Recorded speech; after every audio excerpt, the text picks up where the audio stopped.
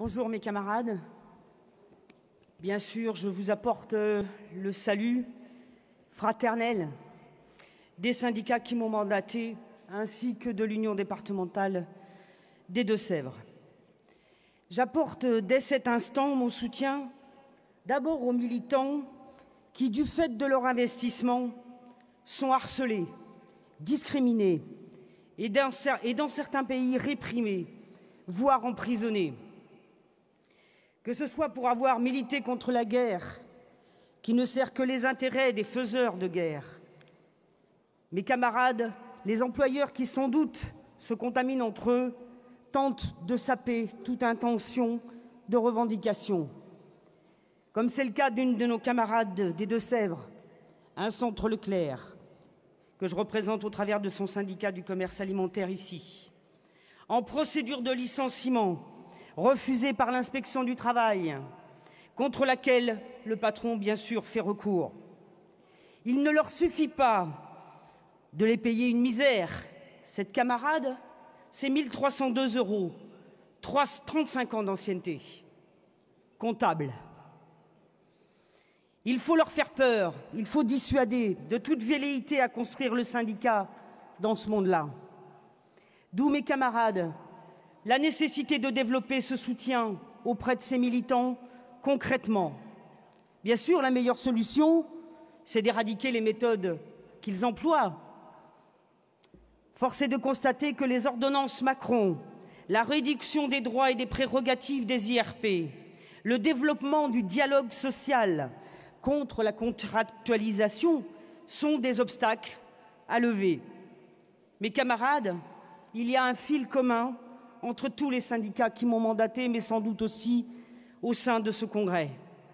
Ce fil, c'est d'abord la question des salaires, et pas seulement le bas de la feuille de paye.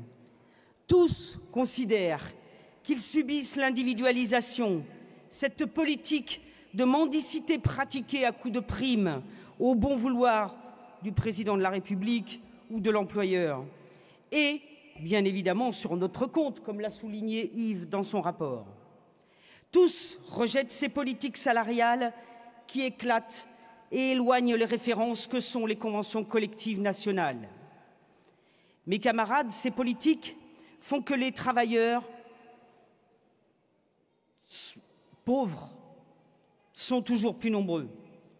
Je pense aux AESH, dont le boulot essentiel, lui aussi, d'ailleurs, je ne sais pas quel boulot ne l'est pas, et qui ne peuvent bien sûr compléter leur salaire par une autre activité, payée en dessous du seuil de pauvreté.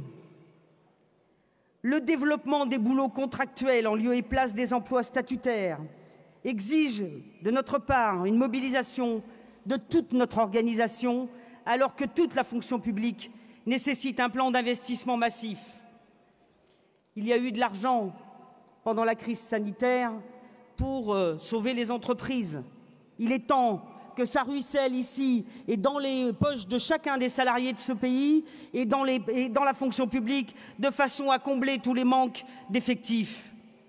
Mes camarades, les fils qui nous lient, nous devons en faire un filet de protection de notre organisation, de nos militants, mais aussi un filet qui repousse au loin les prédateurs, les requins qui n'ont cessé de s'enrichir et entendent bien le faire encore et encore dans ces périodes de crise et de guerre.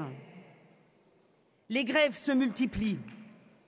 À propos, j'ai découvert une nouvelle décision de la Cour de cassation, enfin c'était l'année dernière visiblement, à l'occasion des 2 mouvements de grève de la semaine dernière dans les Deux-Sèvres. Il y avait un jour férié au milieu de cette semaine.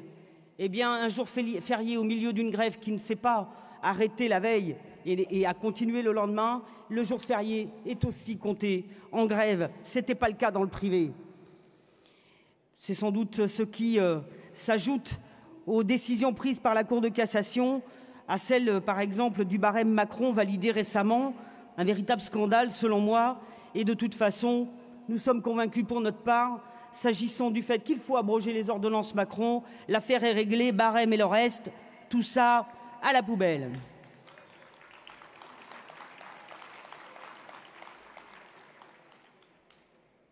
Du coup, il faut croire que la Cour de cassation comme la justice en général, a un petit problème avec l'indépendance de ces instances. Alors si le détricotage voulu par M. Kessler a bien progressé, a bien avancé, rien n'arrêtera de notre côté notre propre travail de tricot. Alors je sais qu'il y en a qu'il va falloir un peu initier, mais on va y arriver. Il va bien falloir serrer les mailles et récupérer une à une nos conquêtes sociales, notre salaire différé, nos cotisations volées, prétendument rendues en pouvoir d'achat. C'est la destruction de notre sécu, de l'assurance chômage. Et comme ça ne leur suffit toujours pas, il faut encore revenir sur le sujet des retraites. Insupportable morale qui considère que chacun, dans la mesure où on vit mieux et plus longtemps, il faudrait donc travailler encore davantage. Mais bon sang, c'est justement grâce à nos conquêtes sociales, grâce à la prévention, grâce à la sécurité sociale et aussi grâce aux régimes spéciaux qui tiennent compte, et qui sont précisément faits pour ça, qui tiennent compte de la pénibilité de chacun des métiers, que l'on a fait progresser l'humanité d'une certaine façon et la santé des travailleurs. Alors bon sang, il n'en est pas question. Pour nous, c'est 60 ans et le retour aux 37 annuités et demie de cotisation, et ce sera bien suffisant à notre bonheur. Et pourtant, ils continuent et ils veulent faire encore progresser et reporter l'âge de départ.